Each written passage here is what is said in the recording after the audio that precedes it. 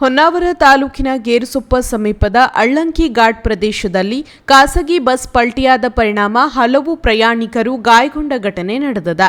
ಮೂಲಗಳ ಪ್ರಕಾರ ಶ್ರೀಕುಮಾರ ಟ್ರಾವೆಲ್ಸ್ ಸಂಸ್ಥೆಗೆ ಸೇರಿದ ಖಾಸಗಿ ಬಸ್ ಭಟ್ಕಳದಿಂದ ರಾತ್ರಿ ಸುಮಾರು 8:30 ವೇಳೆಗೆ ಹೊರಟು ಹೊನ್ನಾವರ ಮೂಲಕ ಬೆಂಗಳೂರಿಗೆ ತೆರಳುತ್ತಿತ್ತು.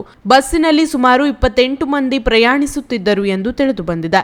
ಮಾರ್ಗ ಮಧ್ಯೆ ಅಳ್ಳಂಕಿ ಭಾಗಕ್ಕೆ ಬಂದಾಗ ಸ್ಕೂಟಿ ಸವಾರರನ್ನು ತಪ್ಪಿಸಲು ಪ್ರಯತ್ನಿಸಿದ ವೇಳೆ ಚಾಲಕ ವಾಹನದ ನಿಯಂತ್ರಣ ಕಳೆದುಕೊಂಡಿದ್ದು ಪರಿಣಾಮ ಬಸ್ ಪಲ್ಟಿಯಾಗಿದೆ ಎಂದು ಹೇಳಲಾಗುತ್ತಿದೆ. ಅಪಘಾತದಲ್ಲಿ ಸಣ್ಣ ಮಗು ಸೇರಿದಂತೆ ಕನಿಷ್ಠ 5 ಮಂದಿ ಪ್ರಯಾಣಿಕರು ಗಂಭೀರವಾಗಿ ಗಾಯಗೊಂಡಿದ್ದು, ಇನ್ನು ಕೆಲವರಿಗೆ ಸಣ್ಣ ಪುಟ್ಟ ಪೆಟ್ಟಾಗಿದೆ.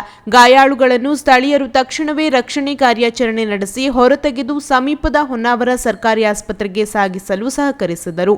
ಗಾಯಗೊಂಡವರಿಗೆ ಆಸ್ಪತ್ರೆಯಲ್ಲಿ ಪ್ರಾಥಮಿಕ ಚಿಕಿತ್ಸೆ ನೀಡಲಾಗುತ್ತಿದ್ದು, ಕೆಲವರನ್ನು ಹೆಚ್ಚಿನ ಚಿಕಿತ್ಸೆಗೆ ಮಣಿಪಾಲ್ ಖಾಸಗಿ ಆಸ್ಪತ್ರೆಗೆ ರವಾನಿಸಲಾಗಿದೆ ಎಂದು ತಿಳಿದು ಬಂದಿದೆ. ಮಾಹಿತಿ ತಿಳಿದ ತಕ್ಷಣ ಹೊನ್ನಾವರ ಪೊಲೀಸರು ಸ್ಥಳಕ್ಕೆ ಭೇಟಿ ನೀಡಿ ಪರಿಶೀಲನೆ ನಡೆಸಿದ್ದಾರೆ. ಅಪಘಾತದ ಪರಿಣಾಮ ಕೆಲಕಾಲ ರಾಷ್ಟ್ರೀಯ ಹೆದ್ದಾರಿ 69ರಲ್ಲಿ ವಾಹನ ಸಂಚಾರದಲ್ಲಿ ಅಡಚಣೆ ಉಂಟಾಗಿದ್ದು, ನಂತರ ಪೊಲೀಸರು ಮತ್ತು ಸ್ಥಳೀಯರ ಸಹಕಾರದಿಂದ ಸಂಚಾರವನ್ನು ಪುನಃ ಆರಂಭಿಸಲಾಯಿತು. ಈ ಸಂಬಂಧ ಹೊನ್ನಾವರ ಪೊಲೀಸ್ ಠಾಣೆಯಲ್ಲಿ ಪ್ರಕರಣ ದಾಖಲಾಗಿದ್ದು ತನಿಖೆ ಮುಂದುವರೆದಿದೆ.